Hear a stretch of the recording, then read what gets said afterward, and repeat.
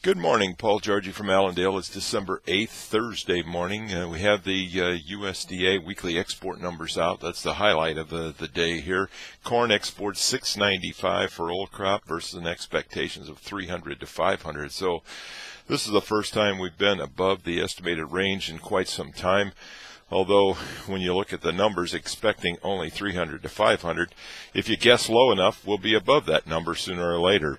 The soybeans 400 to 700 was the range, came in at 800, and wheat 300 to 600 came in at 427, right in the middle of the range. So overall, you would have to say the export sales may be a bit supportive for a few minutes after the opening anyway. But the big thing that the trade is looking at is twofold. One is Europe.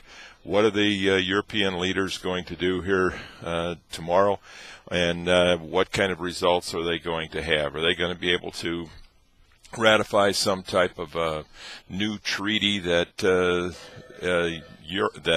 France and Germany are trying to force through?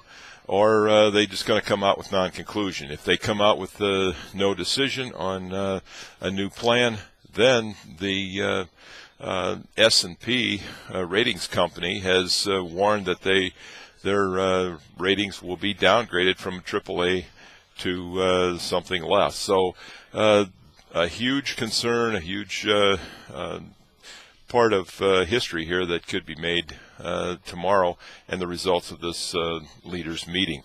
The other report that we've got tomorrow is the USDA monthly supply demand report.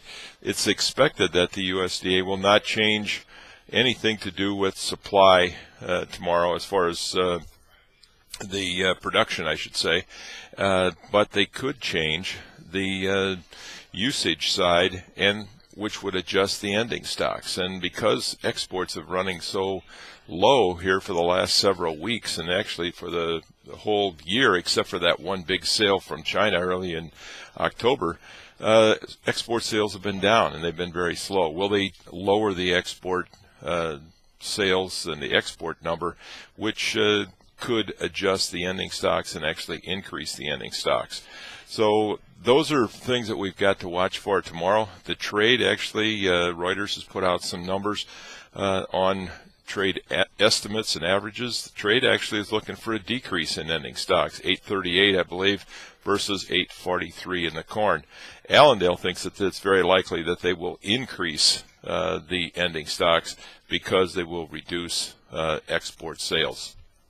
In the soybeans, the same situation there. Trade is looking for like 213 as the number tomorrow for the bottom line in soybeans, the ending stocks, and we believe that actually it could even get higher than that, and up to possibly 230, and that's an increase from 195 last month on the ending stocks in soybeans.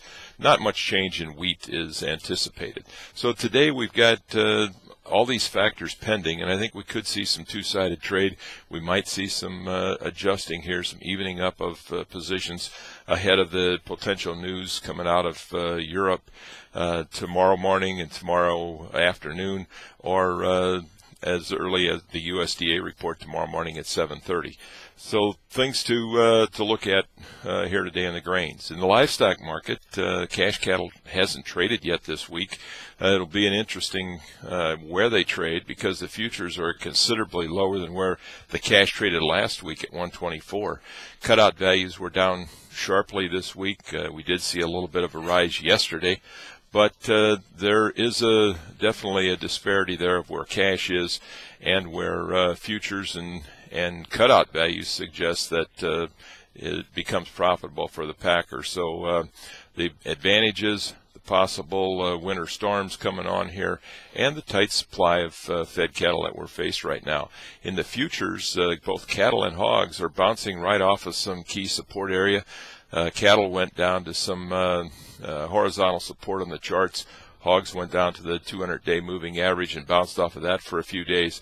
So it's kind of key where we end this week in the livestock markets. If we take out and make new lows, we would certainly cause some pressure to this market. So, and probably some accelerated selling on the downside.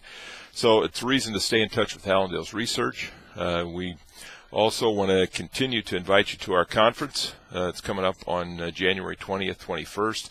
We got Drew Lerner there, who will give us his projections for weather throughout 2012, and it'll be one of the first meetings that he does that he shares this information. So we want to invite you for that. And we've also got Joel Hertz, who's Hertz Farm Management, that'll give us some ideas on land prices and what should we be doing, renting, buying, and so forth. So it's a reason to come to the conference. Get signed up. You can go to our website or just give us a call at 800-262-7538.